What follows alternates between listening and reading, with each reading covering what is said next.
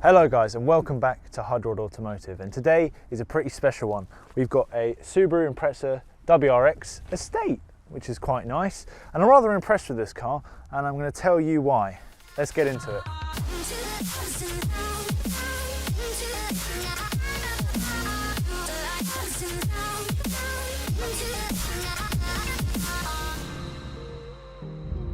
I'm pretty excited about this one because Subaru WRX and the Evo were big things when I was growing up, and I've always wanted to properly try one. I've been in a few of them before, but I've never driven one for an extended period of time like today. Now this is a WRX and not the STI, however it should give me a good idea of what's going on.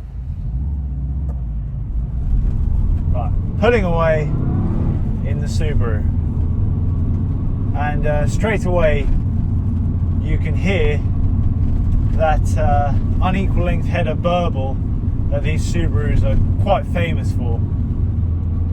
Quite a nice twisty section of road here where we can really find out what this Subaru is all about. And a very old school feel to it.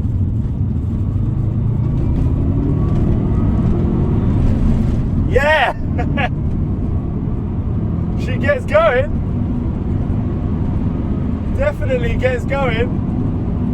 Wow, possibly could use some more stopping power. Before I bang on about how much I like certain things about this car, I'm going to start with a bit of a con, and because I've got to say it, and I think it's such a big con of this car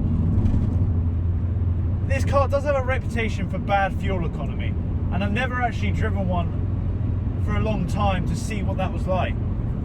But reviewing this car today, wow, it is very bad fuel economy. I'd say it's actually worse on fuel than the S-Class, than the S500 that I've owned. It's worse on fuel by far than 330s and the Honda Accord and anything in the same sort of category as fast estates as this car.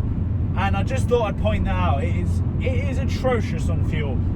And I think roughly by my calculations, it was, even when I was cruising at a really, really slow speed, it was struggling to achieve 30 to the gallon. And that is very bad considering it was on the motorway.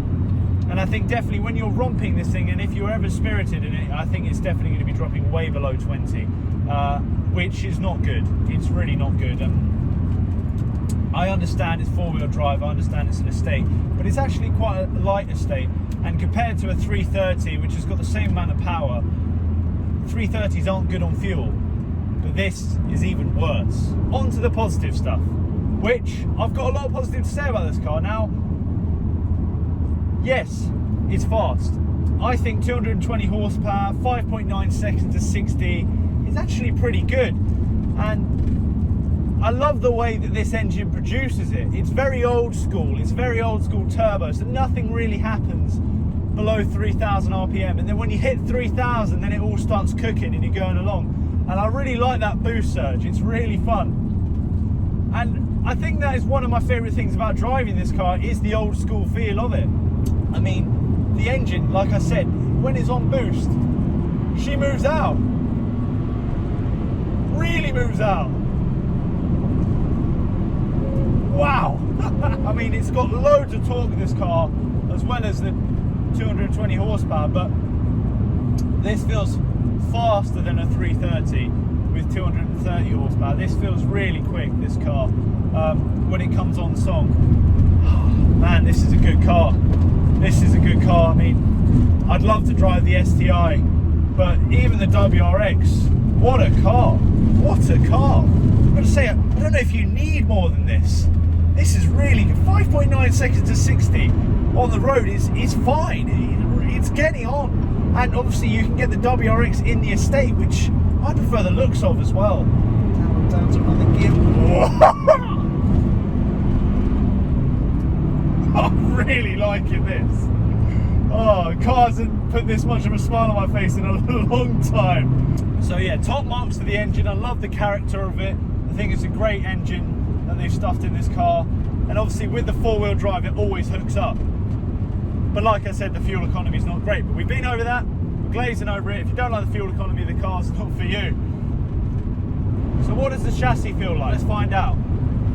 So the gear's really easy to rev match, nice and responsive engine, and it's got loads of grip. Yeah, oh, it's got some grip, but I really like the way this car moves around on the road. Yes, it's not the stiffest suspension, but I don't really want that on the road. I just want it to hook up like it does. Wow. I've got to say, on the other con side, I really would be liking a little bit more bite and a little bit more confidence in those brakes. They aren't the strongest. They're not bad, but they're definitely not the strongest. Now, like I said, I love that old school feel of it. I love the engine of it. But it's not just the engine, the chassis as well is so good. It's, first of all, the thing that impressed me the most is I thought, yes, it's going to handle well. Yes, it's going to have grip. But I didn't think it would be comfortable. I didn't think there would be this minimal road noise. When I'm going down the motorway, it really doesn't make that much road noise, and it's really comfortable to cruise in. It's really easy to daily drive this car. But with all that comfort, it hasn't become numb or anything in that sense. It's really, you know, it gives you a lot of feedback from the road still, and it does feel really nice and old school. This really just eats up the road. It really's got some good front end on it as well. Whoa, what a car! Jesus. So yeah, so like I said, it's comfortable and it grips well, but coupled with a four-wheel drive, you kind of pull yourself through the corner. Really nice to sort of plant your foot mid-corner and it just pulls you around. The only thing like I said, I don't like about the chassis is those brakes. They do not inspire loads of confidence, and it's got loads of grunt as well. My God! Couple that with this chassis, this is a really good car. Wow, I'm quite impressed there. That's the first time I've properly had a go with this car, and yeah, that's some fun. Now, on the styling of this car, it is an estate, and I think the estate looks better than the saloon. Some people might not agree with me on that, but I think this car just suits the estate, and unfortunately you can't get the STI in an estate, so that maybe is a reason to get a WRX. I mean, it's not the best looking car in the world, but I don't think it's half bad. There are a couple of niggles in it that I don't like too much. They kind of annoy me. That just take that daily drivability out it just a little bit. So the boost threshold in this car is around 3,000 RPM. That's when it really comes to life, which is really fun to go from below to 3,000 to above 3,000, then you get the boost come on. And the whole car squats, really fun. However, when you're on the motorway and you're cruising, you're roughly around 3,000 RPM, or you're just a tickle under. And this car doesn't have any cruise control. Now, usually that wouldn't be too much of a problem for me, but if you just tickle over 3,000 for a second, that same amount of throttle that you were using then becomes too much throttle because you get a little bit more boost.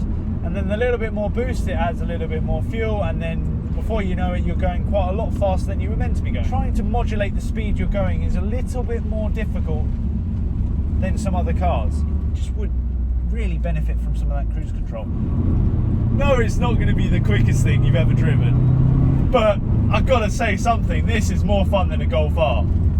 This is more fun than a Golf R, especially on these B roads and stuff. And what a road trip machine this would be.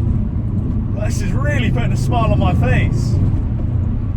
Okay, inherently I don't really like four-wheel drive cars, but on the road they can be great fun. I think Cameron said to me, you know, I don't really get the point of these cars. If you want a car, it just is going to be fun. It's going to be really fun. You can drive it rain, snow, dry, and it always performs. It's always going to, you know, pull you out those ruts, and it's got it's higher off the ground than a few cars still, yet it can really handle. It's not like an SUV. This is the original rally car for the road as such, and that is a really good concept for the road, because you want it to be able to, you don't want to be bottoming out all the time, you don't want to be scraping on bumps and things like that. You want to have a fast, fun car that you're not going to worry about too much. This is that car, and it's an estate that's only 1,410 kilos. That's quite a lot lighter than most of the competition. It's lighter than the Accord, it's lighter than the 330 estate. It's, you know, it's a light car for an estate, and it shows. It's got four-wheel drive and it's still lighter. So to sum up, I love this car. I think it's a really, really good car. Actually, one of the best I've driven in a long time, and I might actually have to consider buying one of these because it's that good. Now, I don't think I could drive it every day because of the fuel economy. If I'm not doing that many miles, maybe it's not so much of a problem. And maybe if I did drive it every day, it probably wouldn't be as special. But I think it's worth it. I mean,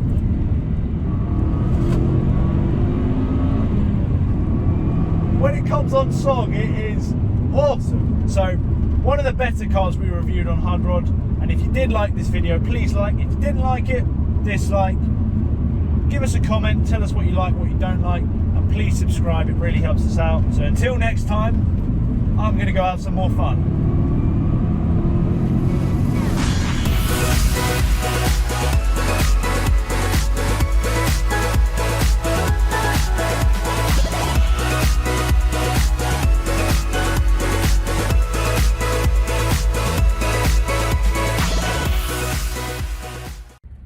Now, on that fuel consumption, this is just after I finished filming the rest of the review, but I thought I'd just quickly add in one more thing.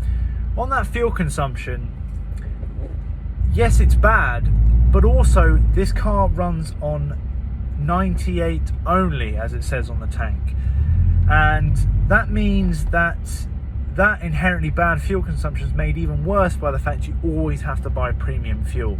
So I thought I'd just quickly add that in there, into why it's just burning 20 quid as soon as you put it in, just so quickly, because it also has to be premium fuel, so you're getting less fuel and you're burning it even quicker.